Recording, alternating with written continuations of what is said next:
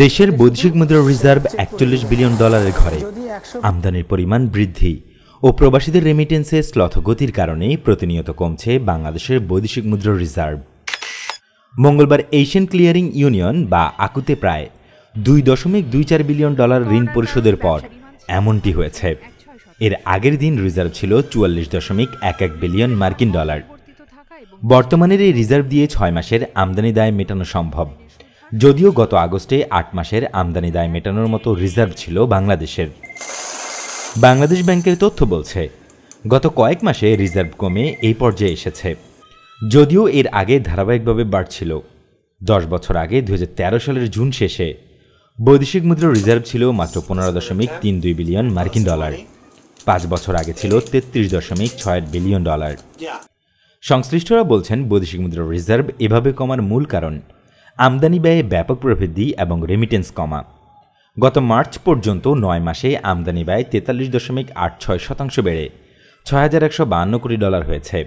রপ্তানি ৩২.৯২% বেড়ে হয়েছে ৩,৬৬২ কোটি ডলার।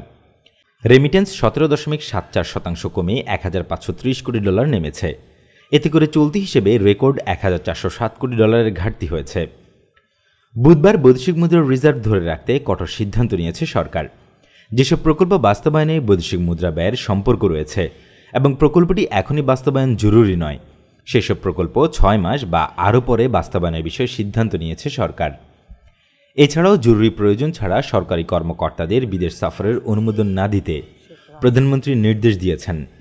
বাংলাদেশ ব্যাংকের তথ্য মতে, গত কয়েক বছরে বৈদেশিক মুদ্রা রিজার্ভ ধারাবাহিকভাবে বৃদ্ধি পেয়েছে। ২০১৩ সালে বৈদেশিক মুদ্রা রিজার্ভ ছিল ১৫ বিলিয়ন ডলার। ১৯ সালে এটি বেড়ে দাঁড়ায় প্রায় ৩৬ বিলিয়ন ডলারে। মহামারীকালে উচ্চ রেমিটেন্স প্রবাহের ফলে ২০২১ সালের আগস্টে রিজার্ভ রেকর্ড সর্বোচ্চ ৪৮.০৬ বিলিয়ন ডলারে পৌঁছেছিল। এরপর থেকে রিজার্ভ হ্রাস পাচ্ছে। আন্তর্জাতিক মানদণ্ড অনুসারে কোনো দেশের বৈদেশিক মুদ্রা রিজার্ভের পরিমাণ ওই দেশের ৩ থেকে ৬ মাসের আমদানি ব্যয়ের সমান হলে তা গ্রহণযোগ্য বিবেচিত হবে। বাংলাদেশ সবসময় ৬ মাসের আমদানি ব্যয় মেটানোর রিজার্ভ সংরক্ষণের নীতি বাস্তবায়ন করছে। এদিকে ডলার খরচে সতর্কতার পাশাপাশি আমদানি পরিশোধে কিংবা ঋণ পরিশোধে কেউ যেন ব্যর্থ না হয় সেদিকে নজর রাখছে কেন্দ্রীয় ব্যাংক। এখন পর্যন্ত চলতি অর্থ বছরে ৪.৯৯ বিলিয়ন ডলার বিক্রি করেছে। এছাড়া রেমিটেন্সের প্রভাব বাড়াতে প্রণোদনার হার বাড়িয়ে ২.৫% করা হয়েছে। রপ্তানি বাড়াতে নানা উদ্যোগও চলমান সরকারের।